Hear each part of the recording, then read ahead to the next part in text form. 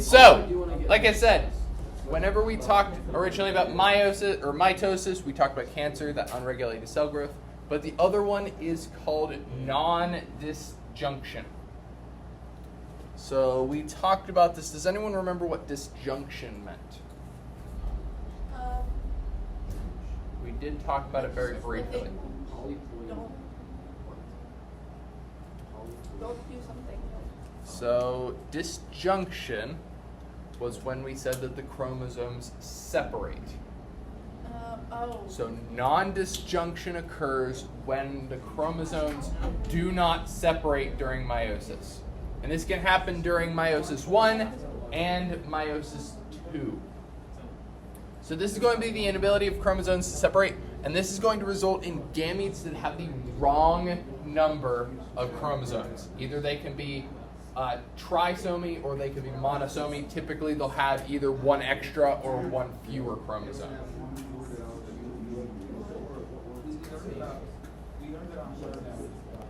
So a couple examples.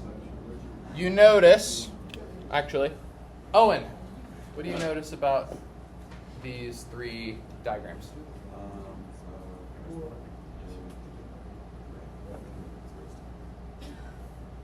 In the second one, the one to the right doesn't have a bottom, for instance. Okay. The long leg is in the left one. Okay. And then the last one, in the left one, the long leg of the other one went with the other long leg. Does that make sense? Yeah. So in the first one, we just have normal division. We have our two homologous chromatids, or homologous chromosomes. So we have one pair, two pairs. They separate during meiosis 1. One chromosome goes to one side, one chromosome goes to the other. Meiosis 2, we have them separate into their sister chromatids. So each gamete gets one big and one little.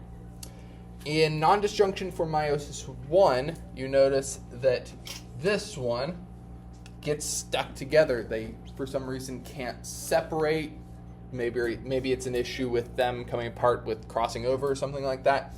And what that results in is this one will have two copies of the large chromosome.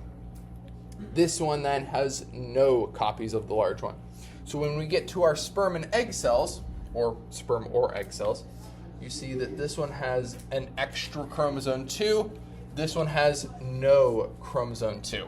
So this will typically happen in a trisomy condition. Non-disjunction of meiosis 2, you see that they separated normally up top, but whenever we got to meiosis 2, that's when all of one chromosome got sent to one side and not the other. So in terms of what this can do to our actual cells, is that if we have an extra chromosome, it can lead to things like Down syndrome. So there's actually more than just Down syndrome. I have a couple other examples on the next slide. But Down syndrome is a situation in which we have an extra chromosome 23 that comes from a lack of the Y chromosome, or lack of part of the Y chromosome. So you can see, so these are karyotypes. Karyotypes are just ways of showing all of our chromosomes. So you can see pairs 1, 2, 3, all the way through 22, and then our X and Y. So how many total pairs do we have? 43. So we have 46, 46 split into 23 pairs. Yes. Yes. So we have 23 pairs. In our Down syndrome patient, you can see that chromosome 21, there are 3 of them. So that would be an extra. This would be a trisomy.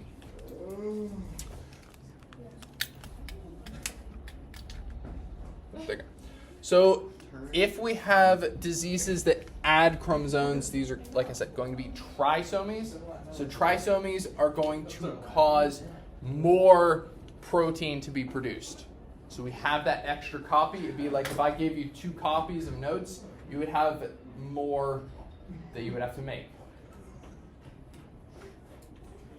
If we have chromosomes that are removed, that are lost, we get a monosomy. And this can be things like Turner syndrome. This is Turner syndrome. So this is a patient who had Turner syndrome. It's a female-only chromosomal disease, and it can cause things like short stature, webbed neck, failure to begin puberty, infertility, heart defects, learning disabilities. It can cause a lot of things, because if we lose that chromosome, it's going to delete a lot of things that we need to make in our cells, whether that be proteins or enzymes or different things like that.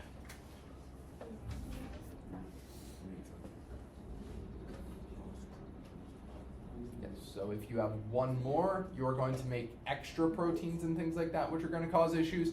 If you have one lost, then it's going to lose that information, and we're not going to be able to make What if you have more things. than just like 46? That would be Down syndrome. Or So anything more If you than have 48. 48. yeah, typically that wouldn't. I don't even think you would survive at that point. That would probably end up in a miscarriage or something along those lines. Oh, Oh. Yes. That's fine. So if you had a lot of them, you probably would not survive. What if you don't have enough? Like 45, 44? you're dead. Same thing. I mean, this would have technically 45, Yeah. but any lower than that, and I don't think it would survive. And especially it depends on which ones. So you, anybody need? Here, I'm gonna pause this real quick. Pause the writing. You notice that in Down syndrome, it's the really tiny chromosomes. Yeah. These ones are going to be more likely to result in in someone that is born with like defects. Yeah. If you delete, you see how big chromosome 1, 2, 3, those ones are. If you delete them, you are deleting a lot more information than if you're deleting one of these little ones. Yeah. So if you have extra little ones, Yes. You are more likely to survive with one of the little ones than you are to survive with an extra big one. There. Now you can finish up. that's crazy.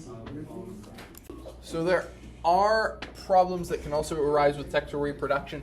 For example, you say that we get all of our DNA from the parent, you get an exact copy. Well, if we introduce, let's say, a genetic disease or something, there is no way for them to avoid that. So if we introduce a genetic disease to our, that's it. If we introduce a genetic disease, all of the copies after the parent are going to receive that genetic disease as well. So it's going to kind of bottleneck our entire species. Yeah, it'd be like if we developed a genetic disease that was passed down 100% through everyone and only allowed you to survive until about 20 years old. Thanks. Yeah. I got 4 years left. Loki, I With wish I had that. sexual reproduction, this isn't the case because we usually get different alleles of genes. That's why you'll see whenever we talk about genetics, we'll talk about carriers and all of that. There is a chance that you are not going to get the disease that your parent had. So if you have a disease that only shows up on one allele of a gene and your mother has it but your father doesn't have it, you're more likely to be a carrier. You'll get half of it than you would get the full thing. So using sexual reproduction, we're able to kind of bypass some of those diseases. That's why they are much harder to spot than in asexual reproduction. However, that also means that we can pass on really beneficial traits. For example, bacterial immunity to or antibacterial resistance is going to be very easy to pass down between parent to offspring in bacteria, which is why we need stronger and stronger